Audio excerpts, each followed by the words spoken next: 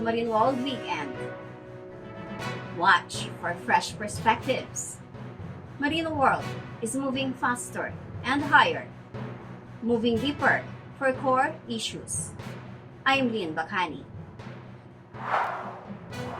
Our top stories. OFW Partylist to address labor migration social costs. Demand for Filipino cruise ship workers increases, says DMW Secretary OPLE.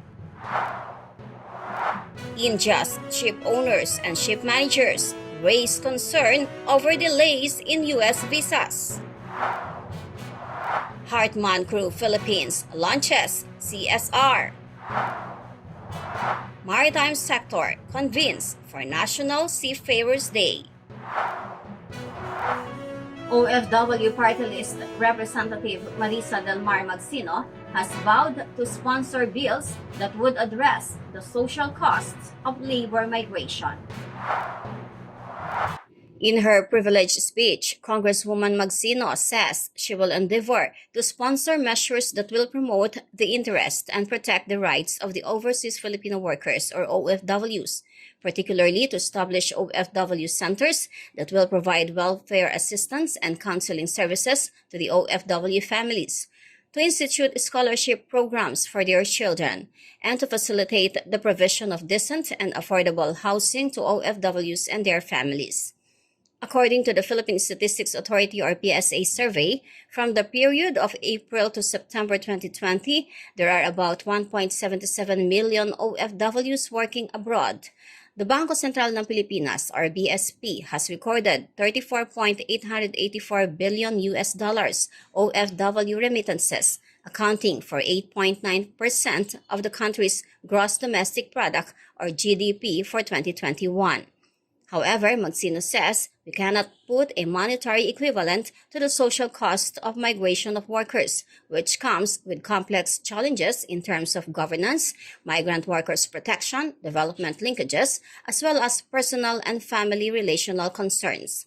Leyte 4th District Representative Richard Gomez, in his interpellation, has expressed his support to Congresswoman Magsino's proposed bills. We tend to forget the other end of the bargain. The families left behind, while arguably have their lives materially improved, have to deal with the hardships and challenges brought about by the physical separation for long periods of time at that. Socio-emotional and other behavioral problems may occur in some family members, particularly the children, that affect family cohesion and result in irreparable harm to the rest of the family. While it is imperative to provide their families their basic material necessities, it is equally important to provide them a sense of belonging and intimacy, a quality time for bonding, needs that are sacrificed and deprived of them as a consequence of their separation.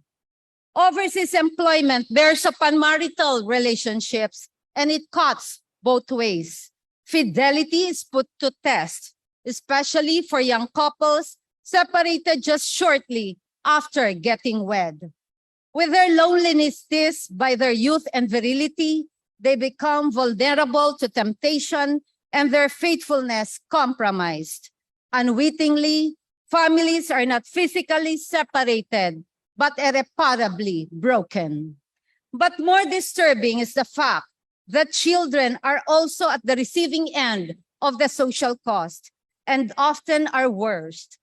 The United Nations Convention on the Rights of the Child, to which the Philippines is a state party, states that children have the right to a family environment of happiness, love, and understanding, a prerequisite for the full development of their personality. We understand the social cost of labor migration, and it is very high and very difficult to most Filipino families.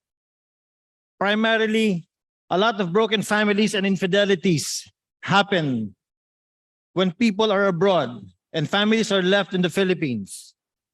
We know that long-distance relationships between spouses and children often happen. And because of homesickness and loneliness, married people often break marriage vows. I can feel the passion of this representative from OFW, whose advocacy is real and true. And I'd like to say that if there are measures that you'd like to propose to this august chamber, I will be with you in empowering the laws that affect our OFWs and therefore give their families a better chance in life. Thank you very much, Thank Mr. you Speaker. so much, Department of Migrant Workers or DMW Secretary Susan Toots OPLE says the demand for Filipino seafarers on cruise ships continues to rise. OPLE announced that for Magsaysay Maritime Corporation alone, there are already 5,000 vacancies for various cruise ship staff in the next 3 months. She explains that, barring unforeseen circumstances, the industry sees sustained growth in demand for our maritime workers given the uncertainty in the Ukraine.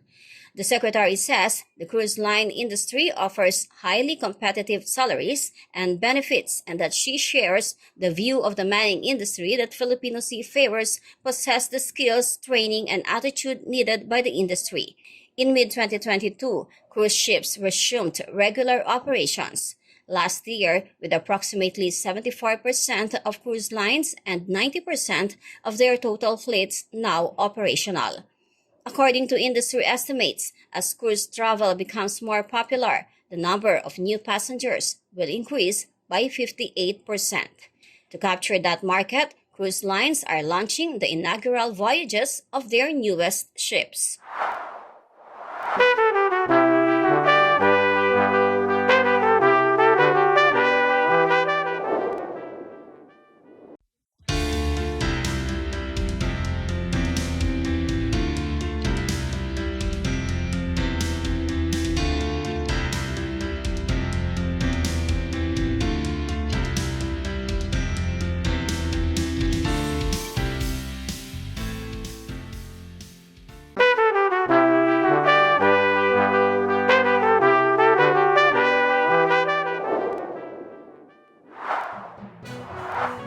India's Foreign Owners Representatives and Ship Managers, or FOSMA, and Maritime Association of Ship Owners, Ship Managers and Agents, or MASA, have raised concerns over delays in the issuance of C-1B U.S. visas. FOSMA and MASA members are facing huge challenges in carrying out crew changes due to the abnormal delays in the issuances of U.S. visas, both new and renewal. FOSMA CEO Rajesh Tandon, together with other representatives of the two organizations, met with the country head fraud prevention of the U.S. Consulate, Michael Toman, to discuss the matter and seek assistance.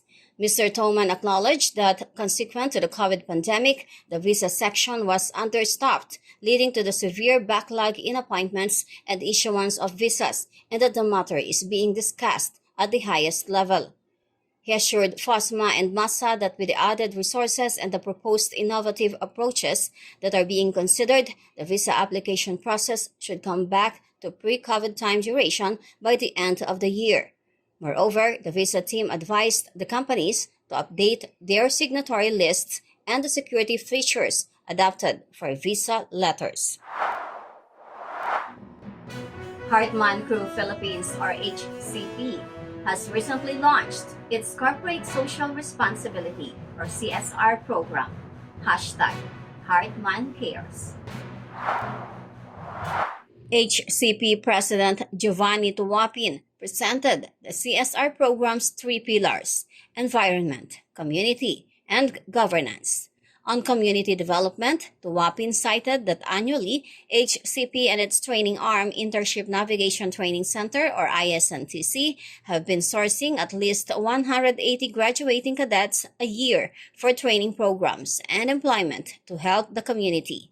On environmental sustainability, he said, as a company and as a citizen, we should also do our part to protect, preserve, and sustain the environment. On governance, Tuwapin emphasized that the company must provide the best services to crew, employees, and business partners while adhering to the highest ethical standards.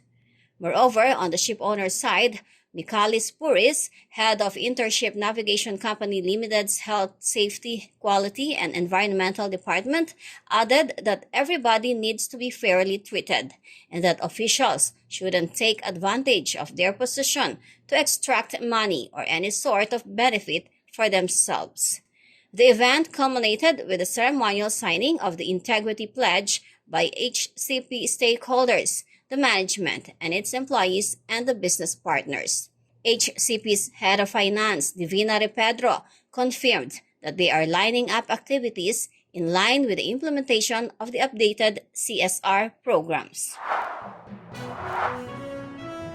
Maritime stakeholders have started convening in preparation for the celebration of the 27th National Seafarers Day, or NSD, to be held on September 25. The hybrid meeting was led by Apostleship of the Sea, or AOS Director, and NSD Overall Coordinator, Chaplain Paulo Prigol. Representatives from the different concerned government agencies, private companies, non-government organizations, and the media attended the meeting and shared their insights and suggestions for the success of the celebrations. No shipping, no shopping, salamat, Marinong Filipino is the proposed theme for this year to give due recognition to the vital role played by our Filipino seafarers in the world's supply chain. Among the activities lined up for the celebrations are on-the-spot art contest, an ecumenical mass, and memorial at sea rites. The industry will also honor former President Fidel V. Ramos with a moment of silence nationwide.